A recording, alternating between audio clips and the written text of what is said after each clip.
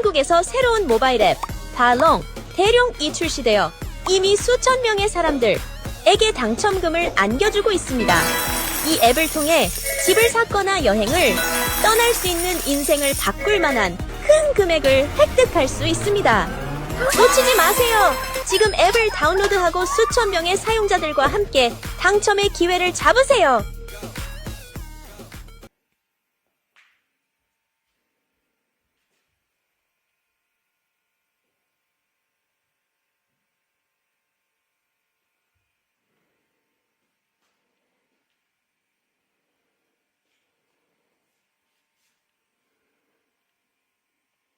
Hey everyone, welcome back to the shop. The night is quiet. The only sound is the low electric hum of the old fluorescent lamp hanging above the bench and that deep, familiar smell of dust, oil, and decades-old wood that never really leaves these walls.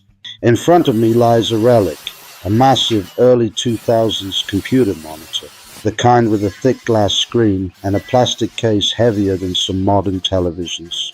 To almost anyone else, this thing is electronic waste, something to be tossed into a dumpster without a second thought. But when I look at it, I don't see junk. I see a perfect 250 millimeter disc of crystal clear acrylic that has been hidden from the world for 20 years, just waiting for the moment it gets to spin again. There's something almost sacred, almost meditative about rescuing objects the rest of the world has already written off. This monitor once sat on someone's desk while they sent their first nervous emails, watched grainy YouTube videos at 360p, laughed at stupid memes, maybe even edited their wedding photos.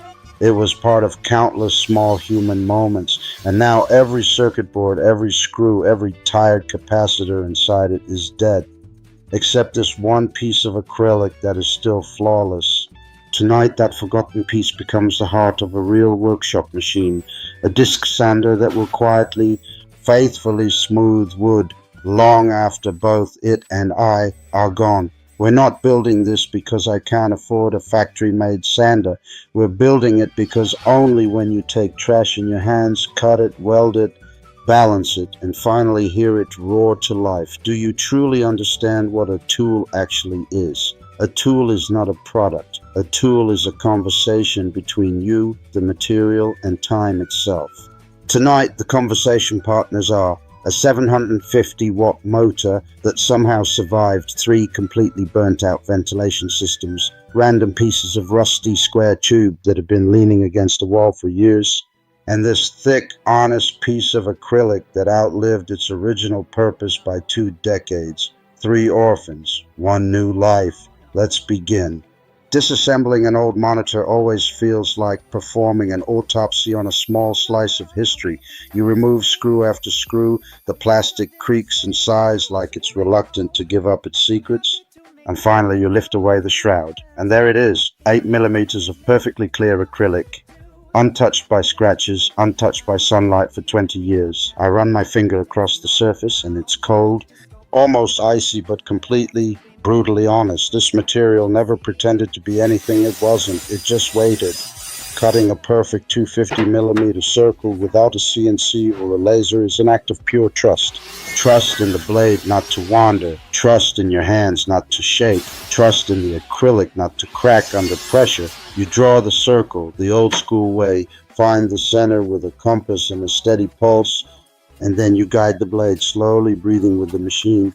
When the disc finally drops free, it lands on the bench with a soft, satisfying thud, the exact sound something makes when it is born for the second time. Down on the floor waits the motor. It looks tired, covered in dust and old grease, but when I cleaned the bearings last week, it spun as smoothly as the day it left the factory. 750 watts, 2800 RPM, raw, uncomplicated power. Enough to turn impatience into dust in seconds. I build the frame from 20 by 20 square tube that has been rusting peacefully behind the garage since who knows when.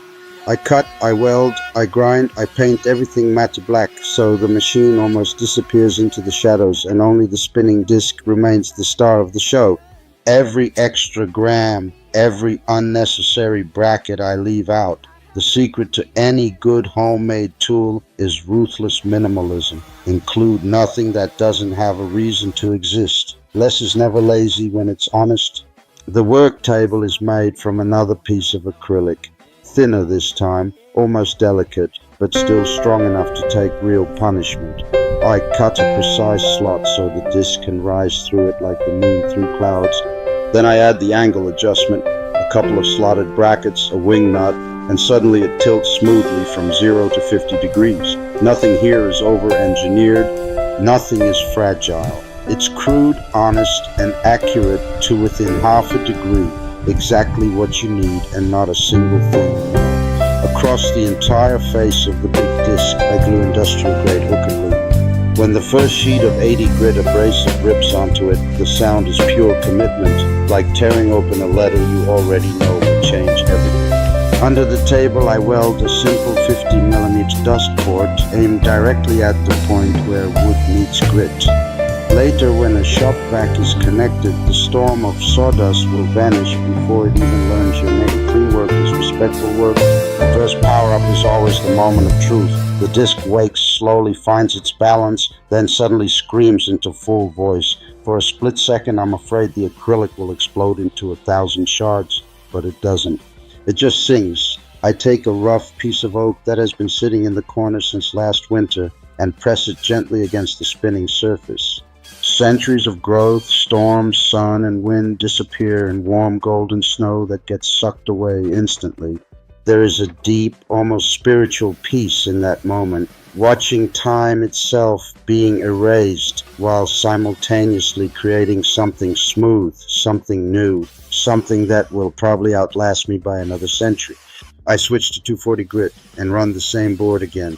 One more pass and the surface feels softer than skin, warmer than skin, alive in a way no piece of fresh lumber ever feels. This machine doesn't simply remove material. It removes noise from life. It removes hurry. It removes every excuse we ever had for doing things halfway. Real smoothness is never an accident. It is thousands and thousands of tiny, deliberate,